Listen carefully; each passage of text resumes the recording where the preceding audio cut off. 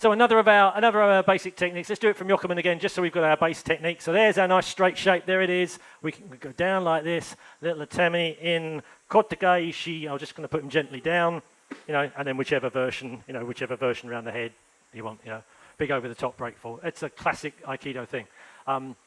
So let's just look at the name as we did before. Kotegaeshi, you often see it in people's syllabuses as small twist of the wrist. That's not what Kotegaeshi means, and I don't speak fluent Japanese by any sense of... Straight from here. Okay. That's the kote, the forearm. At one point, it used to refer more specifically to the forearm armor. Here. This is what I'm trying to do. I'm trying to get the big pointy stabby thing out of the way. So I'm rotating the forearm down to here. And then around the head thing you see is because you're using the handle to turn and release the blade. That's why the Kotegaeshi is that shape.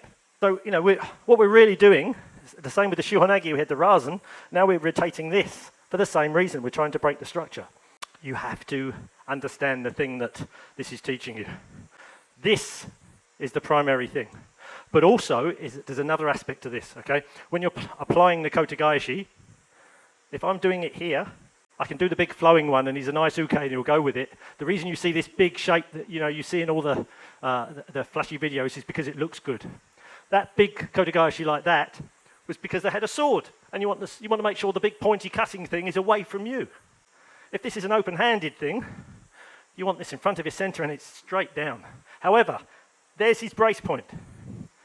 So even a basic one, even a basic technique, I've got to do something with his... This is still no good. This is better. I've seen people teach this get past the hip. I've seen people teach it get past the heel. You've got to be in this position. You can't do Kotegaeshi here when he's stable, because he's just going to turn, and while I'm farting around with this, he's going to knock me out. So the Kazushi must be there. You've got to use this as a balance point, okay? So most of you guys here know Kotegaeshi well enough, so we'll go straight into exploring things we can do with this idea. So do your Yokomen for me again. So here. There's the big shape round. There's my atami. I'm coming in, I'm dropping down, and then I'm opening this shape up so that I can apply the big Kotegaeshi. Okay? That's fine. That teaches you the shape. It gets people around the idea of the technique. Now, you can do the hand in the glove one. You can do over the pulse and the two thumbs on. You can do the one where the thumb goes into the base of these two knuckles here, and then you're closing the hands up. There's 1,000,001 ways of applying this. I've seen people do it with their forearm. It depends on the situation. This becomes a completely different situation if he's got a fist.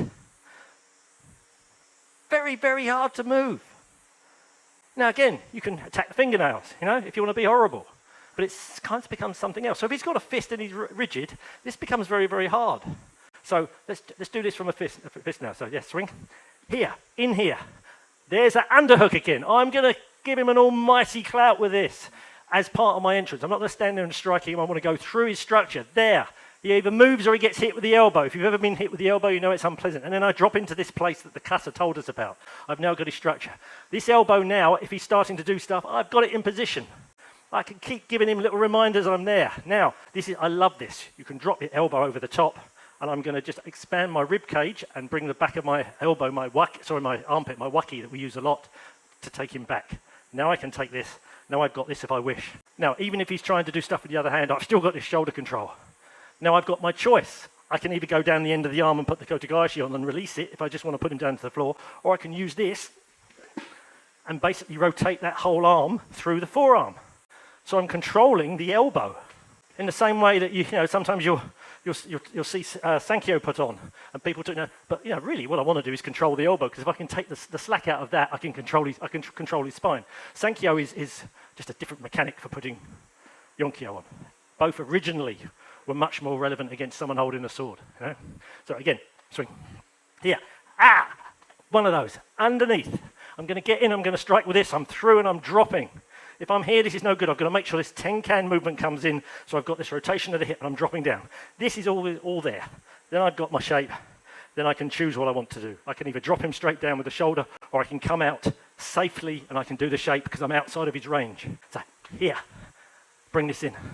Strike. If for whatever reason we're up against a wall, or there's something stopping me going in this direction and I get to here, I've got this atemi.